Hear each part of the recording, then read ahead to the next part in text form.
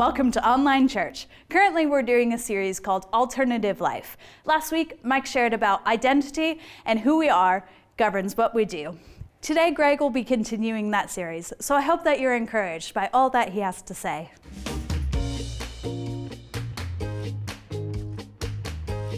Well, this morning, I'm continuing our series on Colossians. It's actually our final one. It's the last one in this series, chapter 4.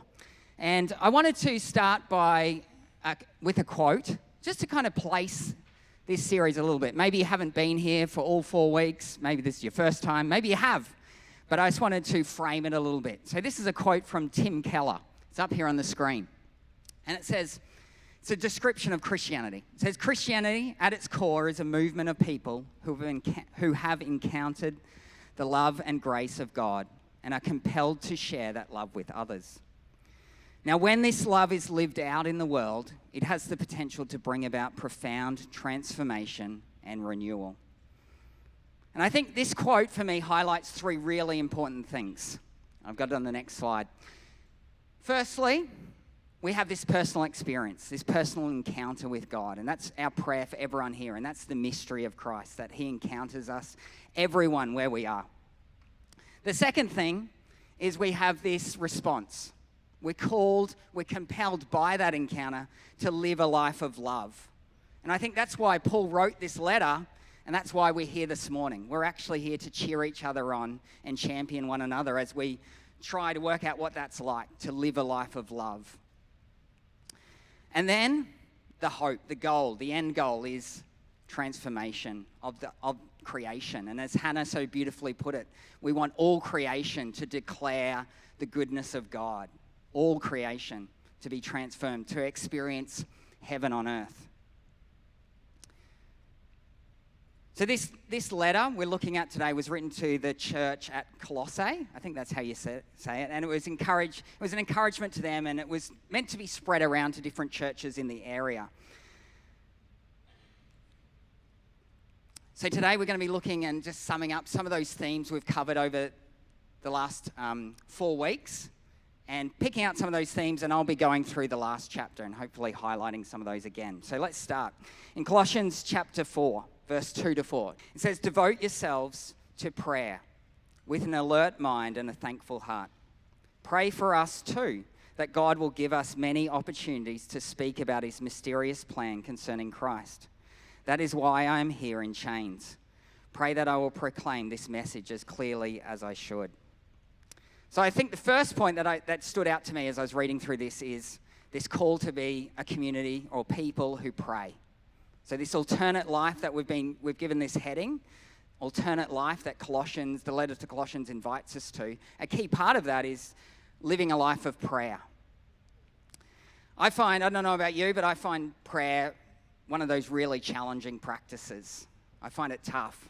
I'm a person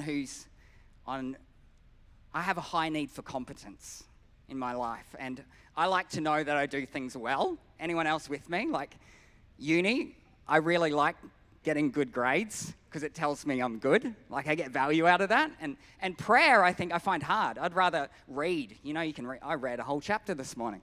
You know, you can feel good about that. It's something you can rest your hat on. I'm not saying this is healthy, by the way. I'm just telling you, this is just a moment of confession. Maybe that's why I really love the Lord's Prayer, because it's like, this is how Jesus told me to pray. I say that, I'm doing it right? Prayer can be this mystery. It can be a bit stressful, I guess. It can be, there's times of silence where you just feel like you're just kind of talking. You don't feel like actually you're engaging in a conversation with God. It can be disheartening when things aren't answered, when you see hardship and things in the world that don't seem fair or right, and you're praying for a breakthrough and nothing seems to shift. Prayer can be really disheartening, can get us down. But I guess deep down I know that prayer is so much more than just a shopping list. It's this mysterious thing, a mystery that we're invited into, that there's a God who loves us so much that would actually become human to know us, and that we'd know God's character, to reveal himself to us, and that God wants this relationship with us. So it's something that we've got to practice, no matter how we're feeling. And Paul emphasizes this here. We've got to live this life of prayer. And I think it's so important even today, because in a society that encourages independence and going it alone, I think prayer reminds us of dependence on Him. It reminds us to trust. In a society that encourages achievement and pride, guilty, prayer encourages humility. It encourages alignment with His purposes. In a society that encourages stressful society we live in, prayer offers peace. In a culture that appears to be propagating anxiety, prayer suggests surrender. And as Paul wrote it, prayer should come from gratitude, with thanks. Goes back to that statement by Tim Keller. That's the very expression of our faith. It's this compulsion of knowing how good God is that we act and we in turn live out these lives of love and prayer. And that prayer should build unity. Paul talks about that he's praying for this community and encourages them to pray for him. There's this community there. There's the unity in prayer. Here there's equal standing. Paul's this apostle, and yet he's saying, pray for me as I pray for you. There's a common need for God's wisdom, grace, and peace.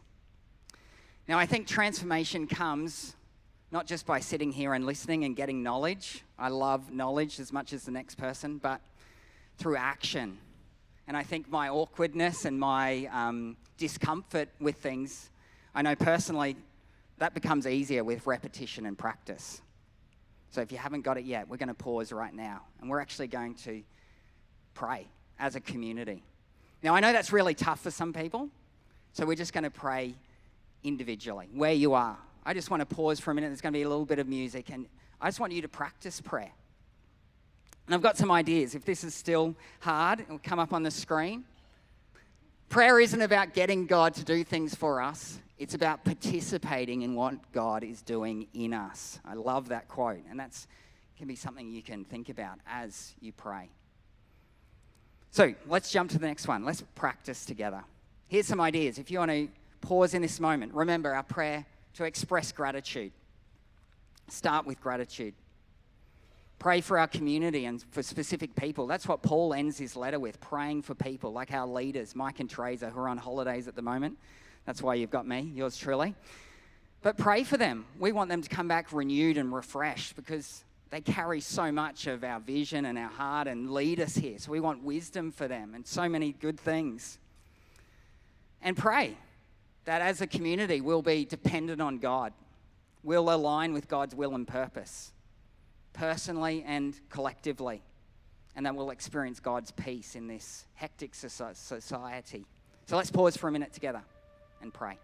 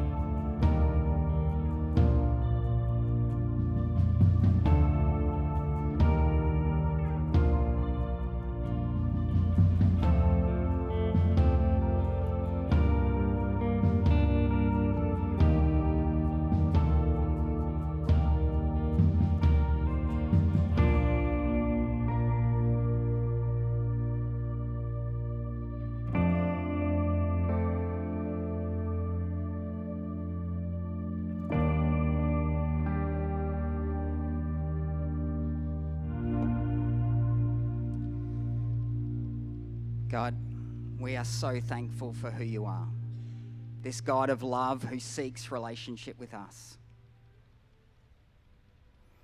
God, may we remember that every day. May we align ourselves with you and your purpose for us to be living out for others, lives of love. And Lord, may we know your peace. Amen. You see, this morning, I don't want this just to always be a place where we just come and get, hear a message and leave with knowledge. I actually am passionate about being transformed and changed and being a person individually of that. So this morning I'm going to pause a couple of times and invite you to do different things to engage with this, because I know we learn best, we change when we actually do something about it. So I encourage you this week, keep on praying. Put it into action daily, moment by moment, pray. Let's keep reading on in chapter 4.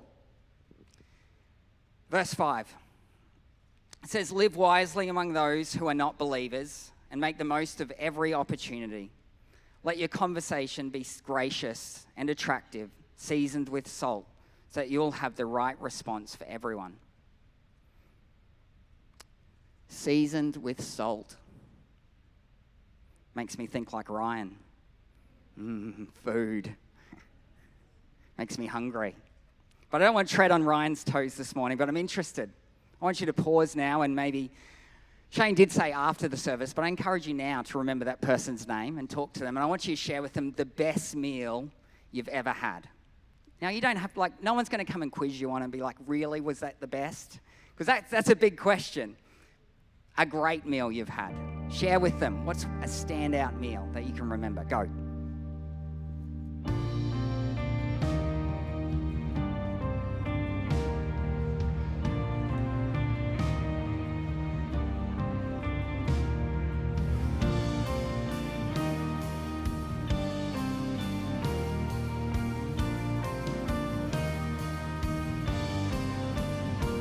All right, maybe some people had the degustation menu. They're still going. And then course 12, we had this with maybe you can finish telling them about the other 3 courses later. But yeah, for me personally, I can remember so many. There's so many great meals and they stand out in my memory. I'm almost salivating thinking of them. I can remember beef short ribs and a papaya salad at a Sunshine Coast restaurant. Asian fusion. Oh, delicious. Really spicy. Made me sweat a little bit. It was good. This beef charred over fire. Crispy on the outside, but just, red in the middle and just melt in your mouth.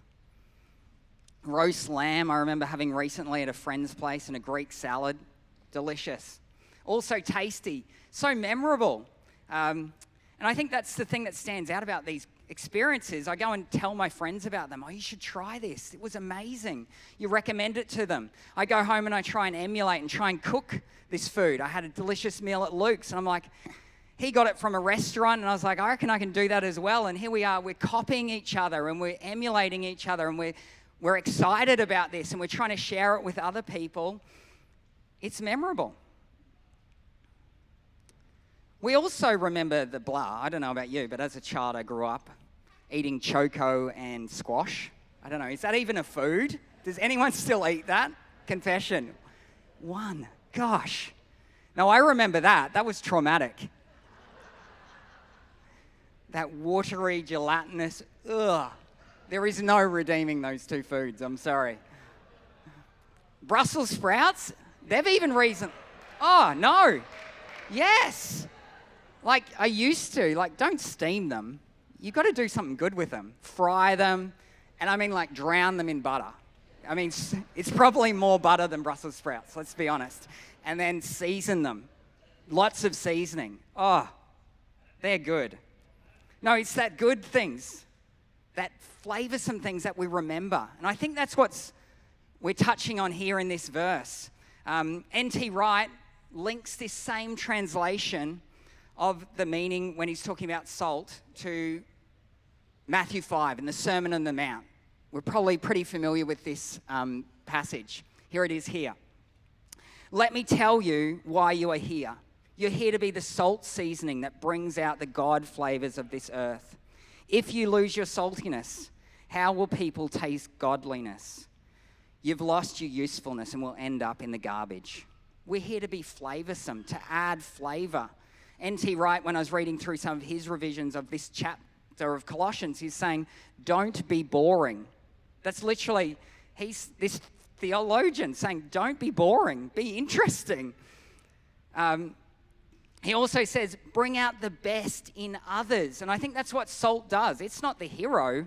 It actually heightens the flavors of the other things in the dish. It enhances them. So what's our alternative life look like? It should be flavorsome. We should be like the seasoning on that delicious meal, bringing out the best in others, bringing out the flavors in them. So much so that these people then go out and they tell other people, hey, you should come to this community, because they remember our interactions. Not only that, they rave about it to others, and they try and emulate us and our actions because it meant so much to them that they copy it. They copy that to others, and that's how it spreads. Now, I love stories, so I wanted to share some with you because these experiences stick, just like those meals stick. Salty encounters with people's seasoning sticks with me. And I'm sure we've all got these stories to reflect on. Recently, I had a significant birthday and I got a new fire pit and I needed some seating around it. And I told a friend I'd love some logs. He has a small property and he knew this event was coming, so he's like, I'll get them for your event. He gave me a call. He was like, how many logs do you need? I said, 8. That's a lot, right? He pretended that wasn't a surprisingly large number of logs I wanted for my fire pit. Went out that next day, cut them up to my perfect dimensions. How big do you want them, Greg? How tall? And then delivered them. This gift of service and time, generosity of effort, it stuck in my mind. It meant so much to me. A text message I received just last week from a colleague here at Goodlife. It was long and detailed and just called out so much of the good in me. It was so encouraging. A church member this term, I'm helping out with the youth program. We had this idea to build Angry Birds in real life. So build a giant catapult and launch it at cardboard boxes. For anyone, if you don't know what Angry Birds is, don't worry. It's a computer game. And I told a gentleman here about it, and he not only offers to help, he goes and builds this catapult for me and for our youth. And next minute he's like, here it is. And it was amazing. We had so much fun with it. A generous act of service again that sticks with me. There was a staff member, we ran a kids program just last week and we wanted inflatables here for the kids to play on. So we reach out to a gentleman at Life Point and he generously opens up the shed for us to borrow any inflatables we want. And I'm there gathering them into the ute. He's helping me load them and I'm surveying their church building in ashes. And yet here he is serving me. And I'm talking about our facility and how it's shared and busy. We have to bump out like on the dot for the pickleball ladies who come in after us. And trust me, you want to be out on the dot. And so next minute he turns up and he's here folding them up, helping me get out of here on time, to saving me from those ladies. And this just generosity that overflows into action and that is memorable. That's that seasoning that sticks with us. I recently interviewed for a mentoring role at a high school here. And one of the questions we had to answer was, have you ever lost your cool at a child? Now, for many of you, you know I've been a teacher for 16 years in my previous life to here. And I had to sadly say, yeah, I have. But you know what was even sadder was not at school. I was a professional there, but I had to say, yep, at home, I've lost my cool lots of times. I come home from work exhausted and tired, and you know kids like generally poor hygiene, can't put things away, and then you just say something like true but mean and cutting, and you feel terrible, but then later you go back and you apologize and they forgive you instantly. One of them will cuddle me, the other one is like, it's okay, Dad. Just know it's okay. But then they're just so quick to forgive, and then they empathize with you, and that sticks with me, that forgiveness. Just so quick to show that love and to forgive and see the best in me and see that's not who I truly am. That's what stays with me. So here's our question for us as a Christian community. What's our flavor? What flavor are you going to leave in people's minds after they encounter you? are they going to remember it for the right reason, not like the choco and the squash? Is it going to be memorable for good reasons because it's flavoursome? It brings out the God flavours. It encourages them. They leave changed. Now we're going to jump into the last part of Paul's chapter 4, his letter here. And he gets into the greetings, the final greetings. And when I first read it, I was like, gosh, what do you do with that? Come on, guys. What a stitch up. But I think there's lots in it. Again, for me, it emphasizes the need for community. And Shane touched on it beautifully this morning as well. That's what community is about. An alternate life that Paul talks about throughout his letter, and he talks about a community of service, of maturity, and suffering. Because he himself is writing from prison. And I was like, man, how is suffering? How is that palatable? How do I get that down this morning? I found it very challenging. Our community is an alternate community. And back in chapter 1, Paul flags it as contrasting society. He talks about the head of the body being Christ, not the emperor. So our community should actually contrast society. So there should be some discomfort. We shouldn't be comfortable. We shouldn't be thriving in today's society. There should actually be suffering, some discomfort on our behalf. Now, I think the first ones, I think in community here, and my reflections, I've been engaged here for many years in service, serving across the kids' programs predominantly. And my reflections is more than any sermons and messages I've listened to, that's been what's shaped me and brought maturity is service. I think I can attest to that, and I encourage you in that. But the suffering, something I had to think about. How do I sit with discomfort? Because I so often seek comfort. How am I embodying the gospel of a crucified Messiah?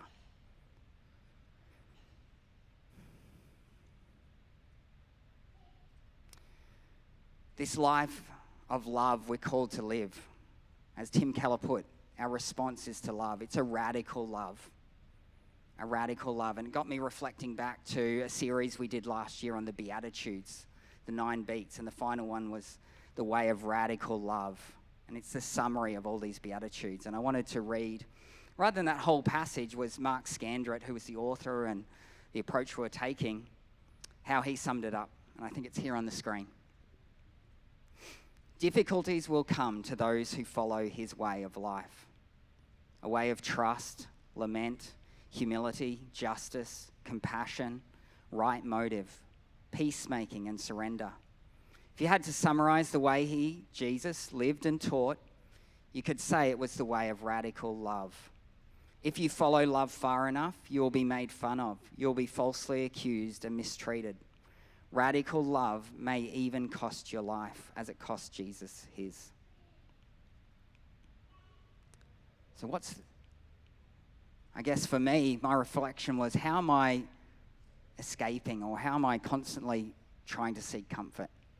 Because in a community of an alternate community, in an alternate life, I should be finding discomfort. I should be rubbing up against popular mainstream society. It should be a little bit uncomfortable at times.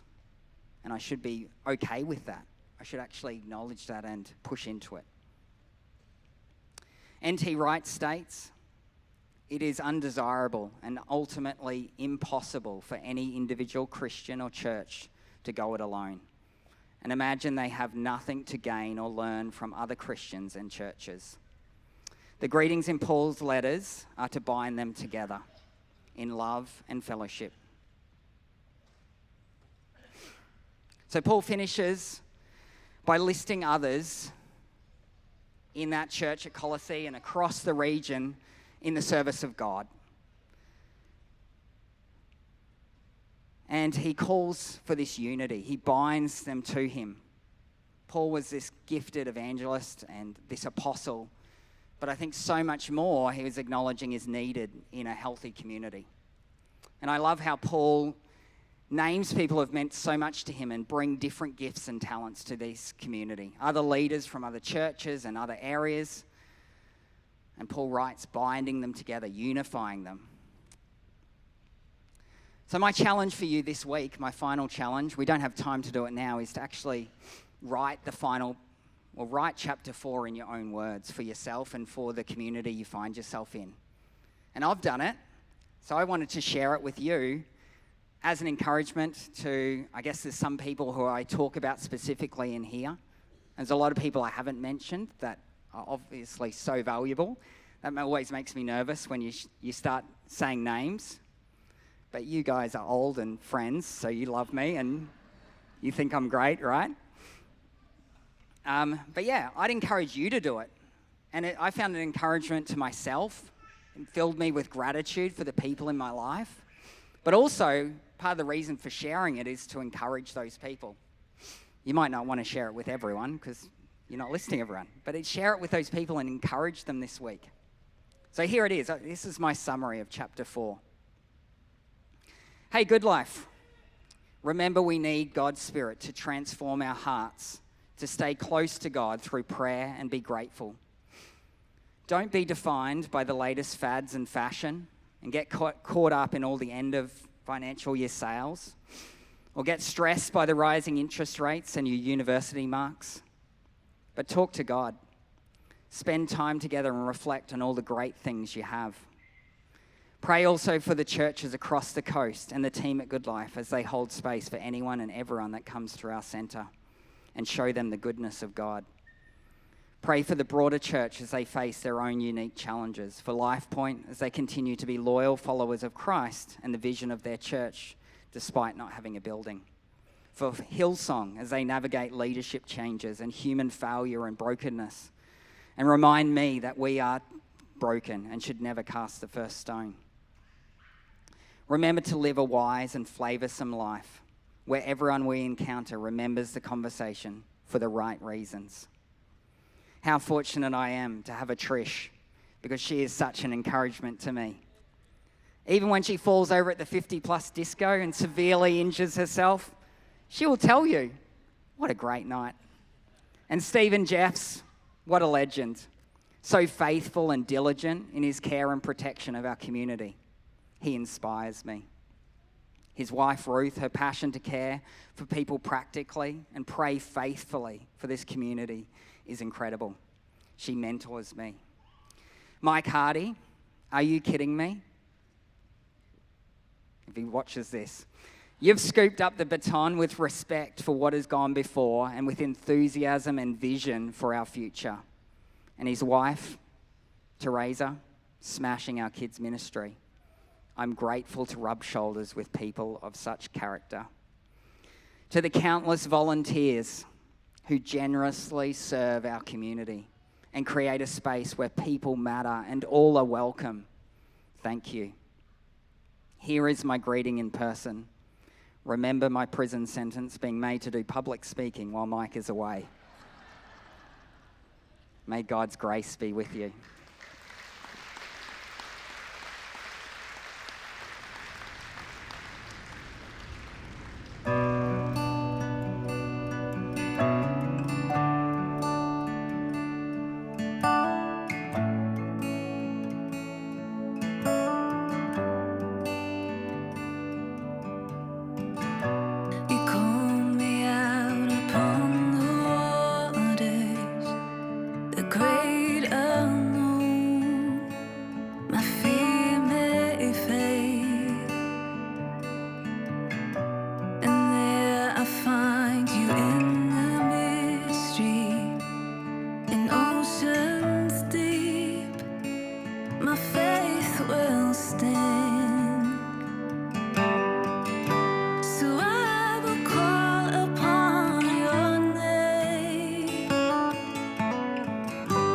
Keep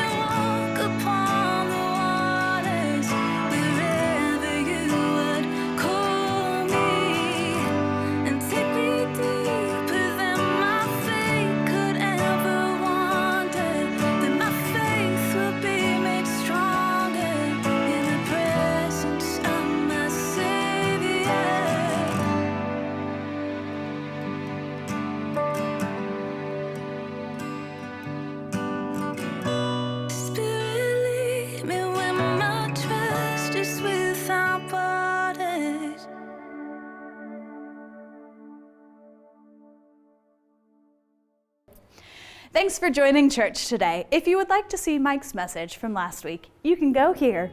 Or if you'd like to see more stories from our community, go here. Have a great week.